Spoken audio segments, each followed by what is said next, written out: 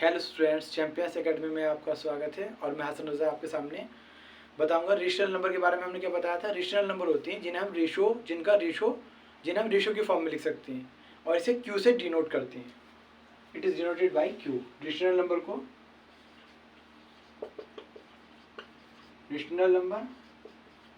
और इसे किससे डिनोट करते हैं? क्यू से डिनोट करते हैं। और रेशनल नंबर कहते हैं किसे? जिन नंबर्स को हम रेशो में लिख सकते हैं, जैसे कि 5/8 है ना, 7/3, और इसका बता देगा P/Q फाइनली। और जहाँ P भी एक इंटीजर है और Q भी एक इंटीजर है, but Q does not equal to 0। Q की जगह 0 नहीं आ सकता। Is that clear? उसके बाद खाली नंबर ही खत्म नहीं होते, बल्कि कुछ इरेशनल नंबर भी होती है। इरेशनल नंबर कौन से होते हैं?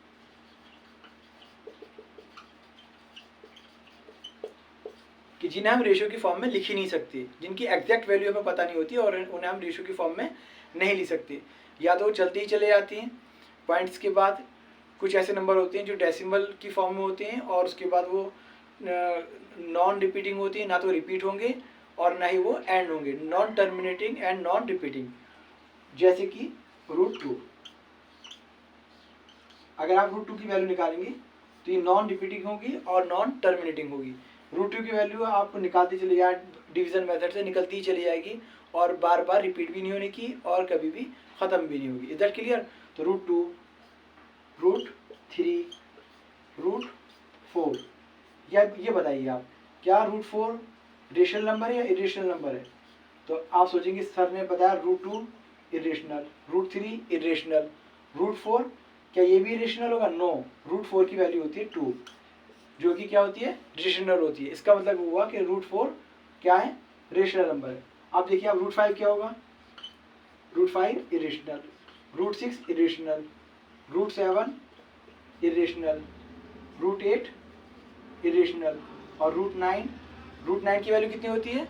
√9 की वैल्यू होती है √3 × 3 = 3। इसका मतलब √9 भी क्या है? √9 भी रेशनल नंबर है। Is that clear?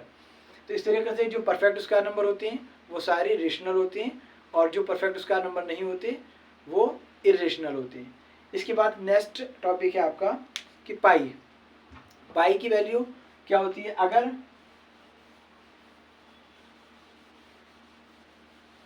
अगर क्वेश्चन आता है कि पाई रेशनल है इरेशनल है, तो पाई जो है वो आपकी इरेशनल है। लेकिन अगर 22/7 लिख दें हम तो ये क्या हो जाता है? ये रेशनल हो जाता है। ये चीज ध्यान रखिएगा।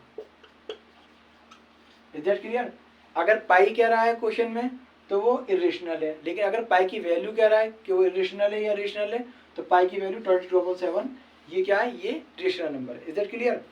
क्योंकि इसे निकाल लिया गया और इसे ये मानी गई वैल्यू है, ये एग्जैक्ट वैल्यू नहीं है, बल्कि इसे अप्रॉक्स में 22/7 लिख दिया गया, अप्रॉक्स, लगभग में। इसलिए ये क्या हो गई? ये रेशनल नंबर हो गया। Is that clear? उसके बाद आगे चलते हैं हम,